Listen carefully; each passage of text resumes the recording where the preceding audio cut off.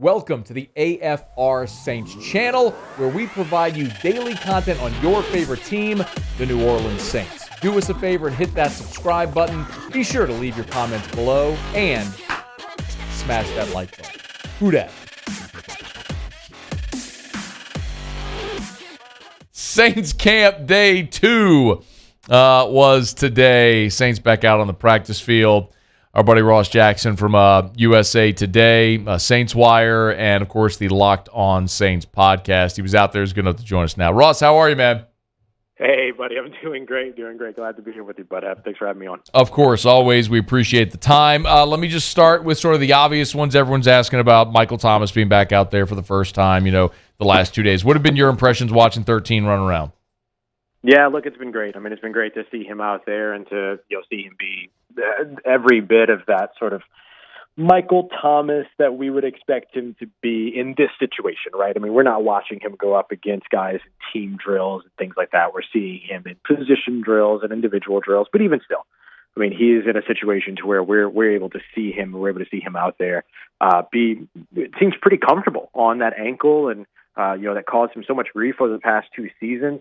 I think that, he's going to have some rust to knock off, of course. This is the first time we've really seen him in football action since, December of 2020, January 2021. And so with all of that, there are going to be some things that are going to get better and that are going to get more crisp and all that in terms of front running and cutting and all of those things all throughout camp. But even right now, you're seeing kind of that first hurdle of the mental aspect of injury recovery. Can I do this? Can I trust my body to hold up if I do this? And so far, we're seeing him put weight on that ankle. He's not limping. He's moving smoothly. He doesn't have any type of an ankle brace or any tape or anything like that there. So that's a really, really good sign for an impressive start for Michael Thomas. It surprised us all by being out there day one of camp. Yeah. What are they doing out there right now, Ross? So yesterday was mostly a lot of base install. So when we say base install, we're talking about, base defense situations like 4-3, 4 down linemen, 3 linebackers, and 4 defensive backs, for instance. So they're doing a lot of that sort of standard install. Today was a lot of special teams, for instance. And so, we every day kind of ends with the team drills as we're accustomed to. So just getting some of that install done and sort of laying the foundation for the big work that's to come here throughout the rest of camp. Practice have been a little bit abbreviated, about an hour and a half these last 2 days, but a little bit of extra work today as compared to yesterday. Has anybody, and look, I get it, they're not even in pads yet and not doing a ton of team stuff, but has anybody caught your eye early? Yeah, I've seen a couple of people actually. On the defensive side, Payton Turner has been a big, he's turning heads, forgive the pun, but he's been somebody that I love puns. Don't apologize for a pun on this show, Ross Jackson. I love a pun. We'll call him Payton Head Turner then. He had a really, you know what I'm saying? He had a really, really nice moment today, and he's had some nice moments over the course of both days of camp as well. But yeah, he lined up across from former LSU Tiger Gerald Hawkins, go Tigers, and ended up by the time that rep was done, Hawkins was on his backside and Payton Turner was beelining for Ian Book. Now Ian Book was able to get the pass off in time, and it was a nice catch by Adam Troutman, so another good rep there for Adam Troutman. So good to see both of these players, Turner and Troutman, have a nice rep all in the same go there. But, I mean, just to see Payton Turner be an absolute one-man wrecking machine or wrecking crew over the course of these last couple of practices, that certainly stood out. Over on the offensive side, of course, a lot of what dominates our attention right now is number 13 out there with Michael Thomas being out there. But I'll tell you, one of the guys that has stood out for me on the offensive side is running back Devine Ezigbo. We've seen him actually have some pretty nice reps in the passing game, some great reps in the run game, and even some great reps in his position drills as a protector as well. So some good showing there at a position where the New Orleans Saints might have some questions to answer sooner rather than later. I know you also wrote over at Saints Wire about the addition of Malcolm Brown. Any observations there on the newest running back to join the crew? Yeah, I think it's a little early, of course. He's only 2 days into even his own experience with the New Orleans Saints playbook. But I'll tell you, I mean, he's somebody that is very excited to be in New Orleans. He really loves the style of the New Orleans Saints offense, loves the fact that they're still utilizing fullbacks here in the Big Easy, so that's pretty nice for him. But, right. I mean, he really has that sort of physical run style that, Mark Ingram had found so much success with in New Orleans. And so I think that when we see him sort of get up to speed and really get into rhythm, I think he's going to be somebody to really watch. He's a player that has a little bit of versatility, but what he can do in particular between the tackles, the Saints could potentially find very valuable by the time that training camp is out.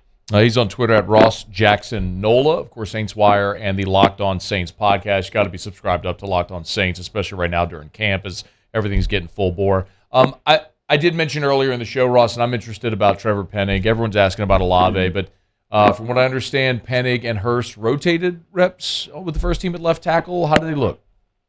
Correct. Yeah, they both took some first-team tackle snaps or left tackle snaps today, which is a little bit of a change from yesterday where that was mostly dominated entirely by James Hurst. So good to see Trevor Penning getting in there.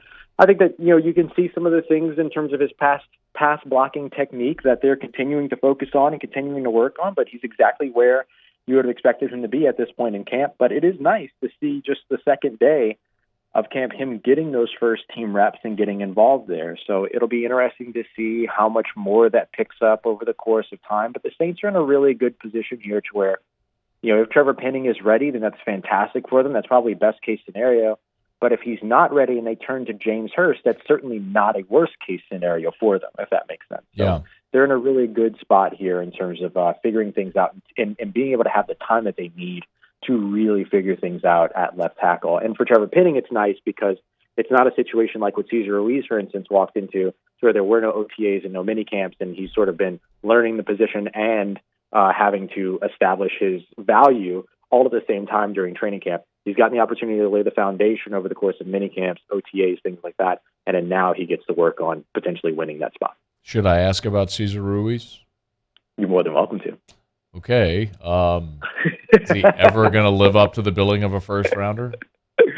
We'll see. I mean, certainly like this off season is the off season that, or really this season, it's really the season that we should get an opportunity to really see that. The Saints bringing in Doug Marrone as their offensive line coach really is kind of the thing that gives maybe Cesar Ruiz the best chance at getting it right here in 2022. They've got him a fantastic developer in that position coach. Zach Strief, of course, is also still involved there as the assistant offensive line coach. So kind of like some people will look at Jameis Winston right now and say going into the season, there are no excuses. He has all of the weapons that he needs. You can kind of look at Cesar Ruiz and say after this season, there's really no excuses because he has all of the development needs that that might be necessary for him. And so I think he's got everything at his disposal. I think the trouble for him becomes if Trevor Penning ends up winning that left tackle spot early in camp, like let's say that happens, then all of a sudden James Hurst is going to get looks at other parts of the offensive line, and that could potentially end up pushing a guy like Cesar Ruiz at right guard if that happens. Great point on Doug Marrone as well. That's why I got to listen to Ross. Okay, we're almost 10 minutes in, and I haven't asked about the quarterback, which I mean, when you're doing a camp report, how in the world do we not talk quarterback? But give me a thought on Jameis, man. He's looking good. He was, I think, 2 for 4 in team drills earlier today, one of which included a drop. But, one of the things that you're liking that you're seeing from him outside of team drills, but also within, is, he spent a lot of time over the course of the offseason focusing his work 5, 10, 15 yards down the field, mostly because he had to, right? He had the limitations in terms of his injury recovery. And we're seeing all of that translate here to accurate passing in throughout training camp. And so I know he sailed one pass on a crossing route to Jarvis Landry, which is going to be something that's going to be very likely a big time staple in this New Orleans Saints offense in 2022 is Jarvis Landry crossing the field over the middle. No. And so, you want to see him hit those passes for sure, but he had a couple of nicely placed passes to running backs out of the backfield, including a nice one to Alvin Kamara, who showed you, he still has his twitch and his quickness and his balance and things like that as well that make him special. So I think so far the evolution of Jameis Winston is still in process, of course, and, we're not going to see the end of that until, once we get him out on the field, of course. But I think the other thing that I'll mention is that he's really, really comfortable in this New Orleans Saints offense this year with it being built for him. There's no competition. There's no question marks or anything. This is Jameis Winston's team as far as QB1 conversation goes, and he looks really comfortable in that role so far. He is Ross Jackson on Twitter at Ross Jackson Nola, host of the Locked On Saints podcast. Read stuff over at Saints Wire as well. Man, we always appreciate it. Keep up the good work. Hey, buddy. Thank you so much. Appreciate you as always. Stay safe. Take care. I'll talk to you soon. Hey, thanks so much for watching. Please leave your comments. I love to interact. And be sure to hit the red subscribe button below.